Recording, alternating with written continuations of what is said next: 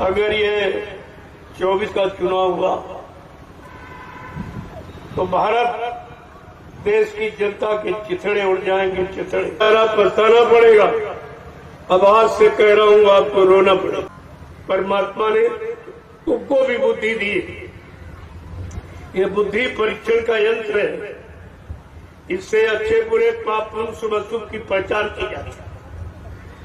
माँ बहन बेटी बहू की पहचान की जाती है।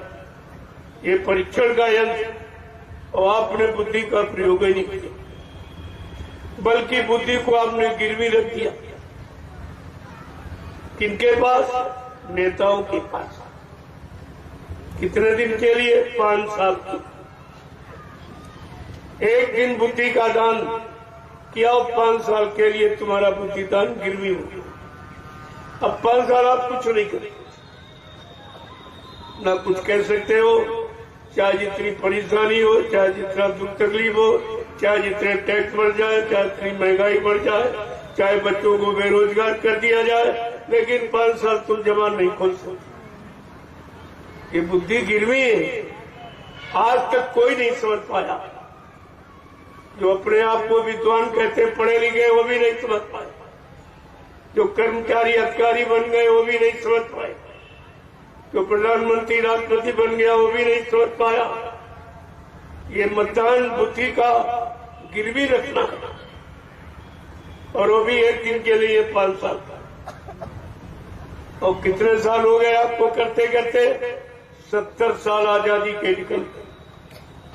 14 पंचवर्षीय योजनाएं आप बुद्धि को गिरवी रखते रहे नेताओं के हाथ, और तुम्हें कुछ नहीं मिला। और अब भी नहीं जाग रहे हो, अब भी सो रहे हो।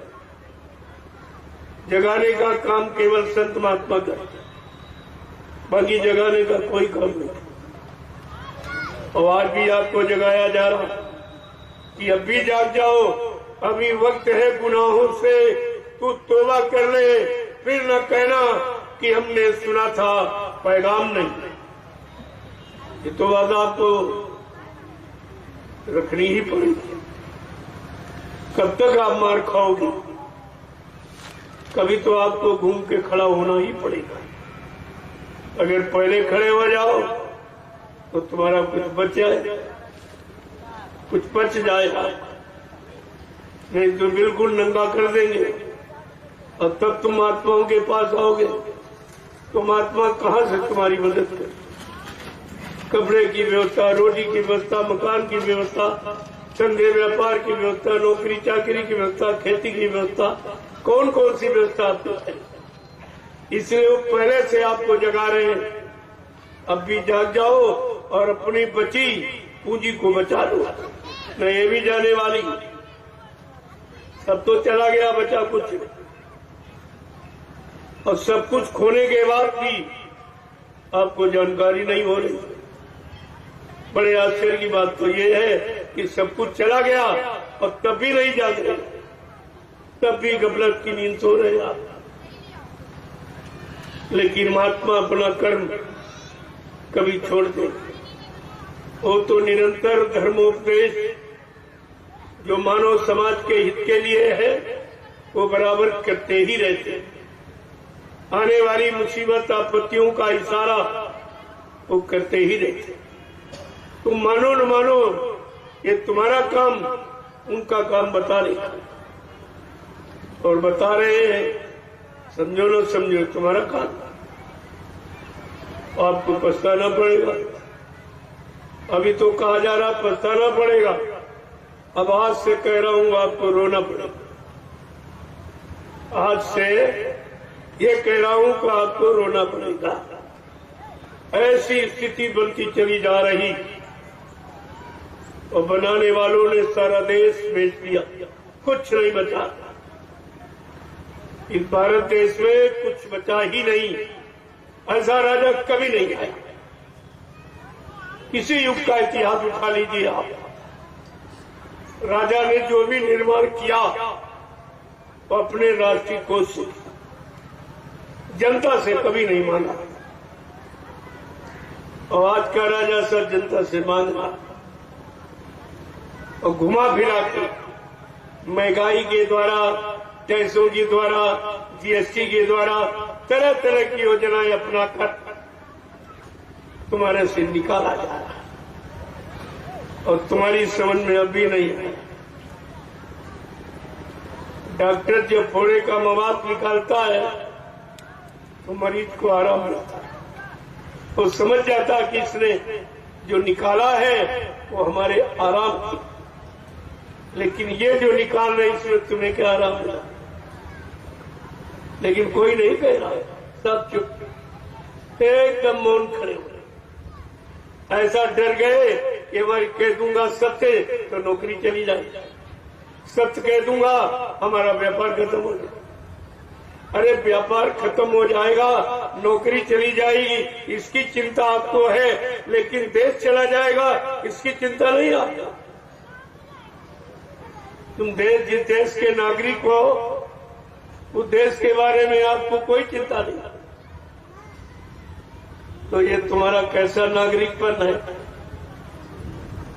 कि नागरिक होते हुए और नागरिक बेचारा कुछ कह ही नहीं पा रहा, कुछ जबान नहीं खोल पा रहा। कितना अन्याय हो जाए, कितना अत्याचार हो जाए, कितना मतलब यानी महंगाई और कितनी गरीबी आ जाए, लेकिन आप कुछ कह ही नहीं सकते। तो फिर तुम्हारा जीने का अधिकार क्या? आखिरकार किस लिए आप जी रहे हो?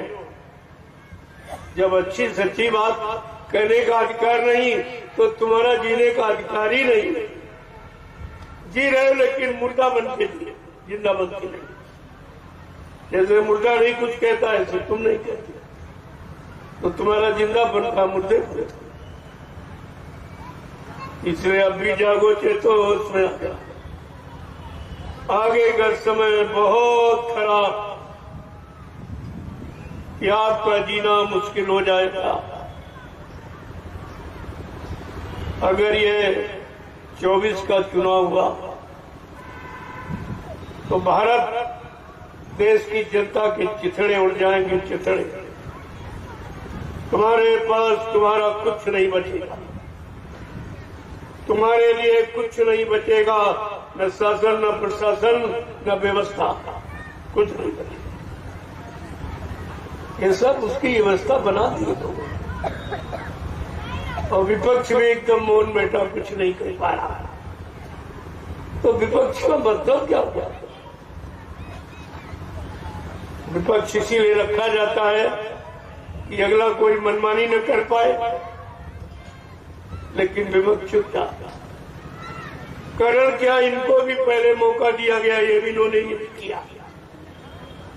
तो जानते हैं कि हमने भी यही किया अपने शासन में, अपने प्रशासन में हमने यही किया। अब ये कर रहे तो इनको हम कैसे कहें? इस संकोच में ये सत्य को कह नहीं पा रहे, लेकिन परिणाम तो बुरा हो रहा है। जनता के लिए सब तो बुरा ही बुरा दिखाई दे रहा है, सब दुख तकलीफ ही दिखाई दे रहे हैं, सब अत्याचार, अनाचार, भ्रष्टाचार, पापाचार, यही सब दिखाई दे रहा। तो इससे कौन सा लाभ मिलेगा?